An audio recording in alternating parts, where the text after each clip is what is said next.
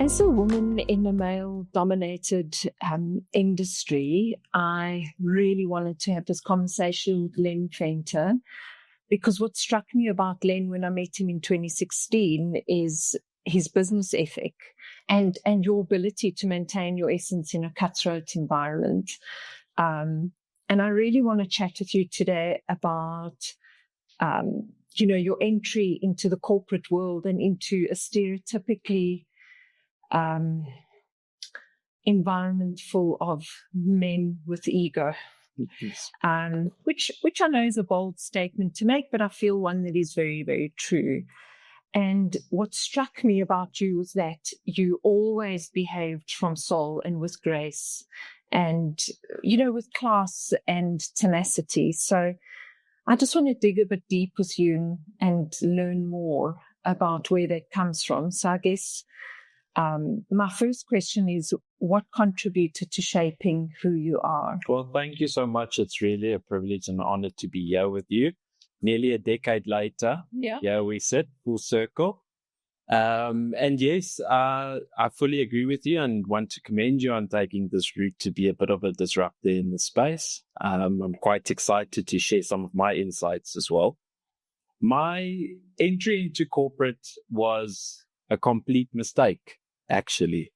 I come from a town called Polokwane in Limpopo, and where I eventually ended up again trying to help a family business. And from there, things didn't work out the way they meant to, and came to Joburg.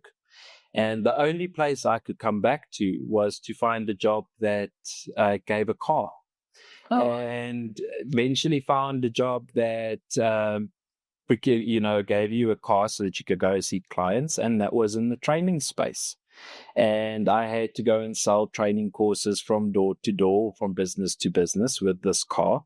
And at some stage, I came across an idea and took it to the powers that be at the time, and they just said that they weren't ready for it.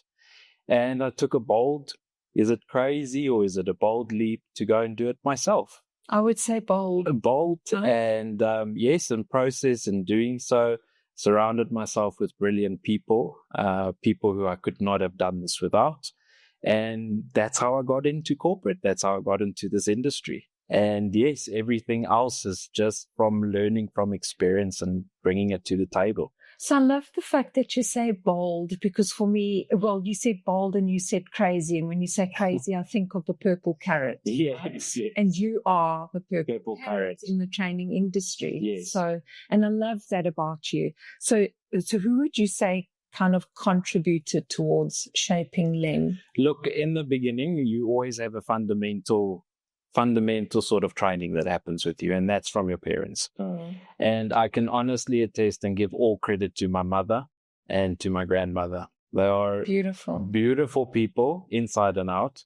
Grandmother's unfortunately no longer with us, but the role that they played in all of it, and always being the supportive character, but also that there is nothing that is going to slide with them. They're always going to keep you accountable, and they're going to make sure you get things done. So my mother and my grandmother. I love that. Yeah. I love that.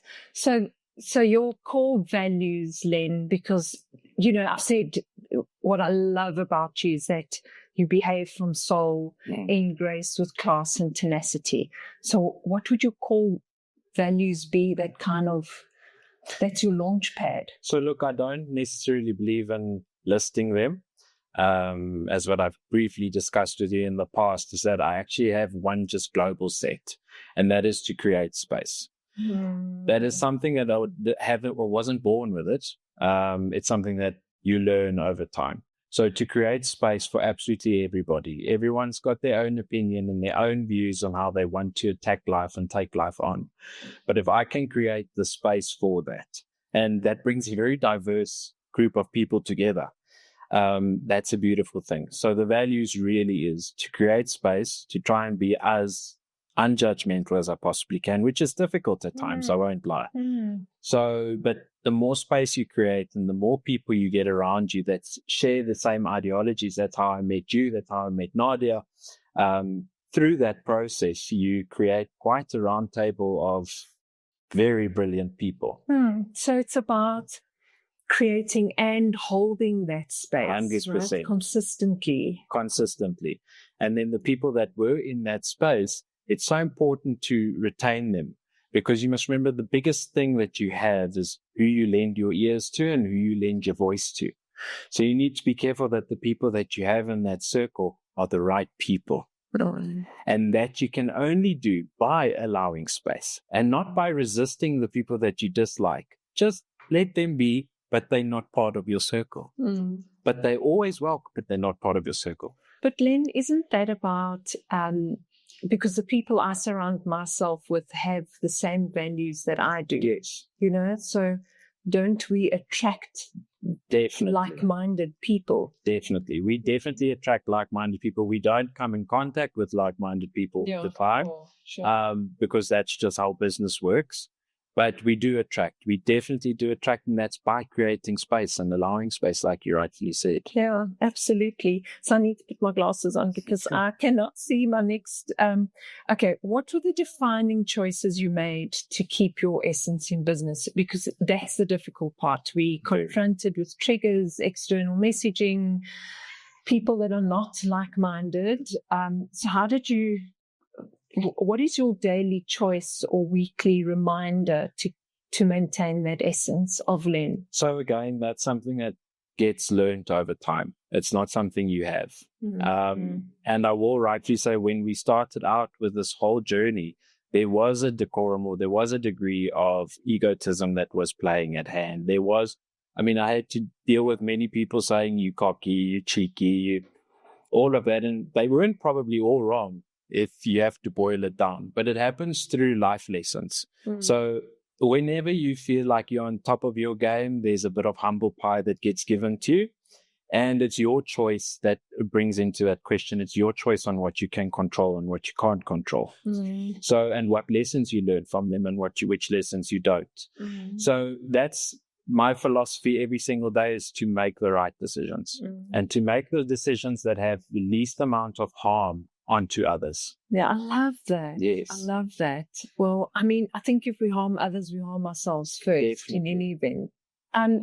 And I know there were, because I know we discussed this, in the past 10 years that we've known each other, but can you think of significant moments or events, times where you were confronted and faced with aggression in corporate, and how you dealt with it? So I guess what I want to know is, how did you deal with it, and how did you continue to maintain your essence? Yes. Lose your mind? Definitely. I think the person that's not confronted with it probably isn't in corporate. So we are confronted with it every single day.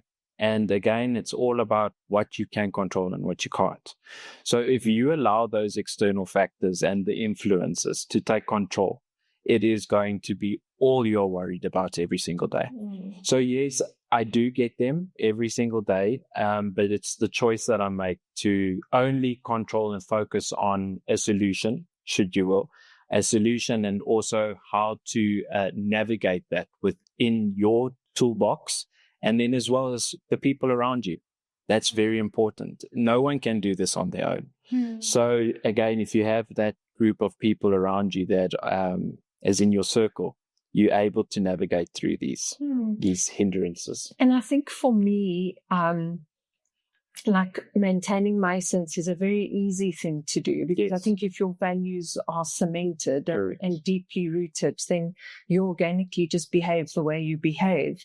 But what I do is I just hold the silence. So, and I love those moments where you are confronted with aggression, and your unkind comments. I just hold the silence and I just sit there quietly, because then they're kind of forced to fill that silence with words, and they talk over and above themselves. And oftentimes they talk themselves into a corner. Yes, and don't you find it interesting that 99% of the time, the problem isn't even the problem? Exactly. So, and that's what we also come to learn, is that many times people actually just need a space to vent. Yeah. And through their venting, you are able to immediately conclude on something or find a solution, and they don't even know it. So there's an old saying as well, how do you deal with a bully? So you go back to the times when you were at school, and that is unfortunately goes with the egotistical, the stereotypical egotistical businessman. Allow them the space to vent. They're probably going to answer themselves. And if that fails, after the meeting, you can just say, I just want to confirm that I understood correctly. Okay. And by doing that, they repeat themselves. Yeah. And again, it's within that second that they realize, oops, this is not what I actually meant to say. So yes, you do deal with aggression on a daily basis, but it's not about fighting back. And it's also not about trying to win the argument. It's purely about, are we here to fix it or find a solution? And you'll very easily see if people are actually willing to or not. And for those that aren't, they're not worth your time. Yeah. So let's resolve with grace and not with ego. I think exactly. That's what we're saying, right? Yes, that should be a topic for for another podcast. Resolve with grace and not ego. So here's my statement. The gentleman versus the aggressor. Yes. I know we've both had, like, there've been kind of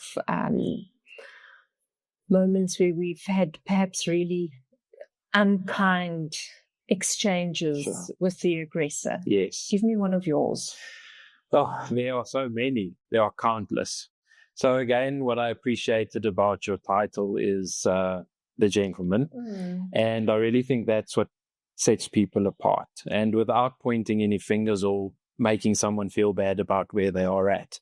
But if you don't necessarily form part of a boys' club in our business and in our industry, for sure, you don't necessarily have a seat at the table.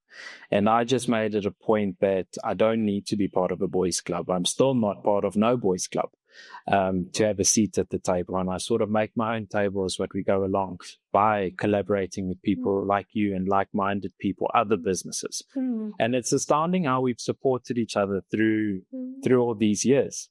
And it's just by allowing space.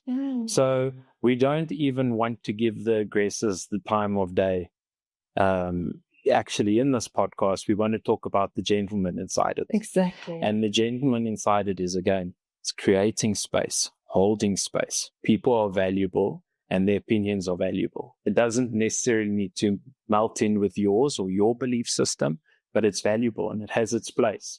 The more we can allow that to happen, less aggressors we'll have running around, running the show. So you mentioned the table. So I do want to just mention an experience that I had with an aggressor, because you spoke about a table. So I had to do a presentation. It's quite a big corporate one in South Africa. And I walked in and I was introduced to the CEO and the whole board sitting at this beautiful table. Yes. And I was introduced to him, and the first thing he said to me was, "Do I know you from somewhere?" And I said, "No, I don't think we've met before." He's like, "I'm sure I've seen you dancing on a table somewhere." Oh. And I was flabbergasted because the board they were all women. Yes. So I understood he just wanted to look like the prude in front of all the women. And I initially didn't know how to respond. So I just said, "I don't know, maybe you should ask your wife if you've seen me dancing on a table somewhere." And that kind of shut him up very quickly. But it's I just found it amazing, because for me, I think what drew me to you and what I said in the beginning is the fact that you are a gentleman. And for me, you are more, I don't know how to say it, but you're more manly than the ego man. Thank you. Because you've got more presence. Take some balls. It does take some balls, absolutely. But you've got that presence. And that presence is through who you are and not through control and fear. Yes. And making these half-hearted, stupid, generic comments. Yes. No, that is insulting. But unfortunately, we met with people like that all over the show. Yeah.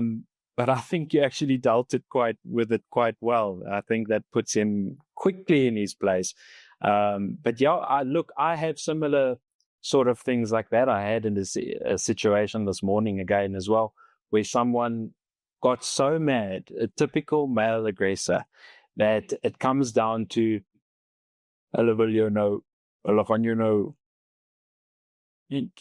and the funny part about that is it should literally be water off a duck's back. Yeah, exactly. But in the moment, we aren't always strong enough to do just that. So you do want to engage, and that's why I say sometimes ego is a funny way of creeping in, even to those of us who are aware of it. And by the way, just to loop back into the intro, is I think awareness is the biggest thing that we are overlooking. Because the moment you're aware of something, you know that it's happening, isn't it? Exactly. So even in that situation as well, everything inside of you just wants to put somebody in their place, but to realize that it's not worth it because that's something that's not in your control.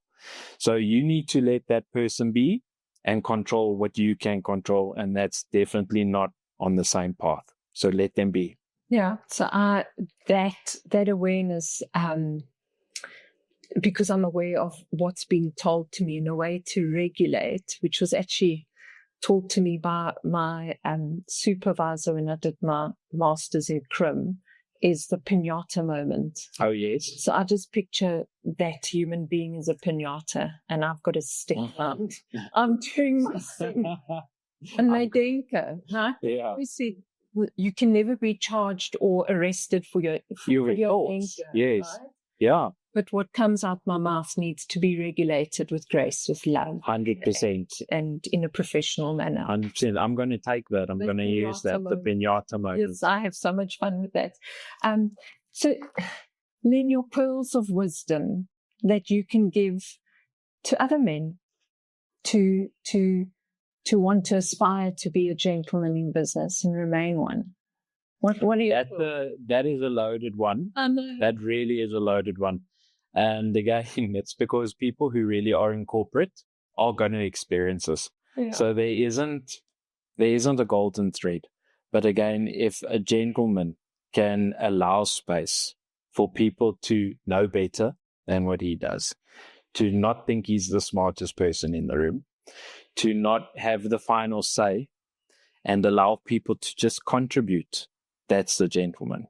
And people will naturally gravitate towards that person, much more so than the stereotypical aggressor or ego-inclined CEO as we know them. Yeah.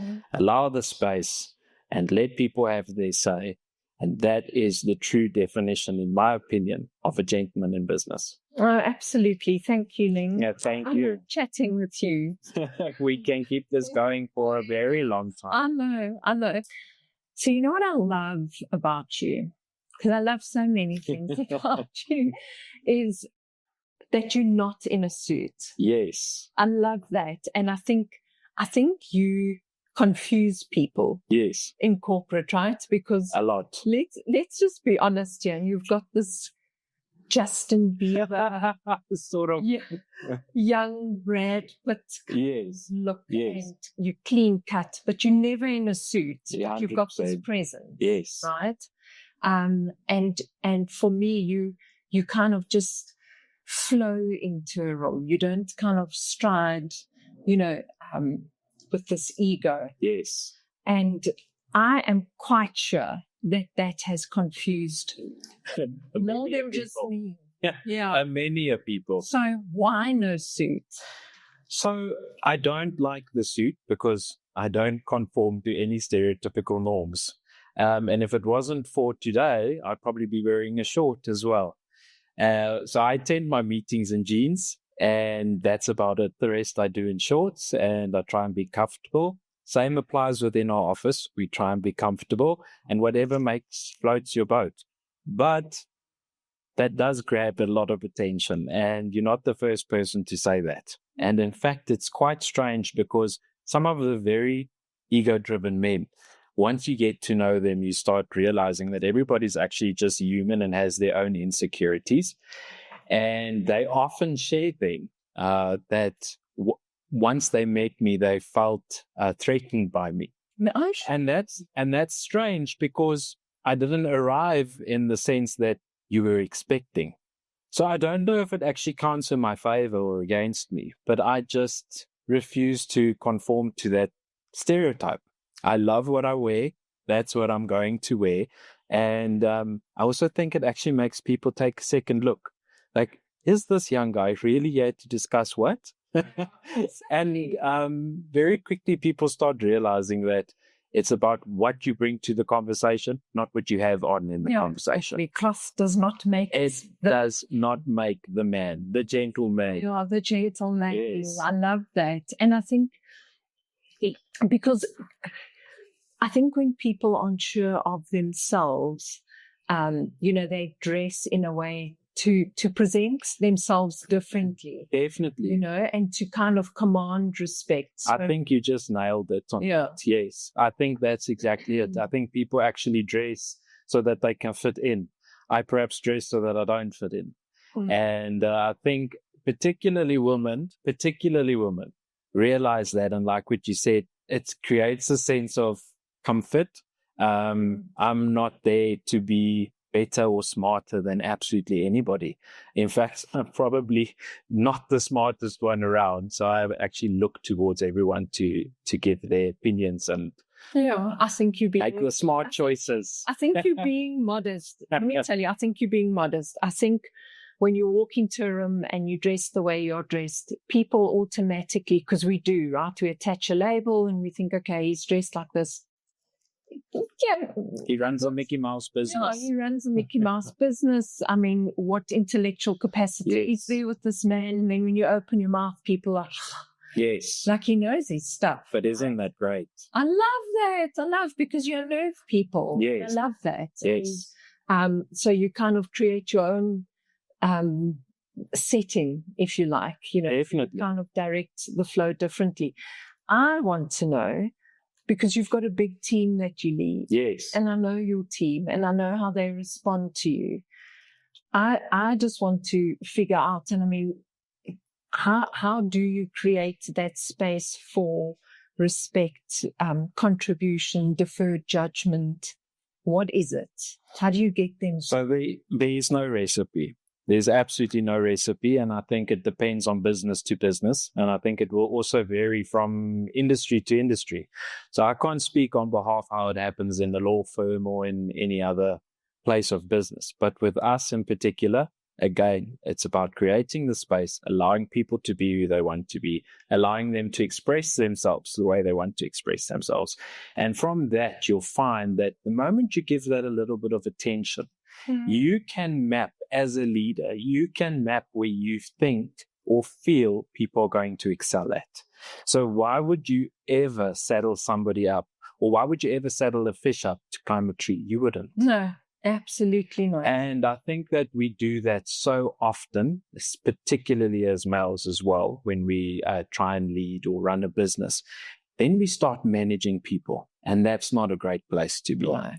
So you want people to express themselves in any way they want, as long as what it's to the benefit of the company and as well to that person themselves, so that there's always a perspective of growth that's involved. But isn't that... and I can talk about this for days, not even hours. Isn't that so typical of the title, though? Right? I'm a manager, so I'm managing people. Yes. But we're not. We're managing processes. We're leading people. Yes. But the leader who leads from soul, you know me, I'm always saying, behave from soul, not from ego. Yes. So the leader that behaves from soul will give their team wings to fly. And I think you do that a lot. I try my best. Yeah. I'm sure there are places where I fall short, but it's about being aware of those things and the table that you have around you. So the people who you lend your ears to and the people you lend your voice to, they are meant to be there so that you can pull from them. It's not a case of you have to make the final decision or you have to be the one that makes the decision. I love to listen to everyone else's way of thinking because perhaps they have a better way of doing it. And 99% of the time they actually do. So I need those people around me to make sure that I don't make the wrong decisions. But also by so doing, it just invites, it's an open door policy. That's actually what I want to come down to. Mm. It's an open door policy. Nothing is off the cards. And we have to have differences in order to make sure that we are standalone people. How boring would the world be if we all had the same opinion, the same view, the same direction? That's what makes life colorful. That's what makes people dress and not dress in suits to their meetings. You have to have that decorum or that allow space for people to bring their differences into the workplace. Okay, so I want to end with some rapid fire questions. Go for it. Cats or dogs? Cats. Okay. Beer or wine? Wine. If you could have any superpower for 24 hours, what would it be and why? Wow. Supersonic hearing. Why? I think there are a lot of things that would make sense if you just had the ability to listen. So yes, Okay. that. But I would use that for naughty. Yeah, on the other podcast, I'll tell you why I need the supersonic hearing. Podcast, maybe target. A lake, a meadow, a forest, or the ocean? That's quite interesting. A lake, a forest, A meadow or an ocean? a lake. Why? Oh, there's nothing more peaceful than just watching the water and being in a still capacity. Ocean, you can grab a lot of strength from, but I feel like where I can decompress, it's where the water is lakes. Where the water is. Okay. What's your pet peeve in corporate? Pet peeve is being underestimated because you look young and you don't fit the stereotype. Justin Bieber. Justin Bieber. Justin Bieber. Sweet or salty? Sweet. Favorite? You can't go wrong with a cook sister. I love the quick sauce. I don't know. If you could be... No. What is your spirit animal and why? A martial eagle. I do not know why, but there's something about the way they hold themselves and they just do not give a damn who's looking at them. They just go about their day. And that's my spirit animal, martial eagle. Now you know why I chose Len for my first podcast, because he's awesome. Thank you. Thank you so much for having me. Cool. Wow.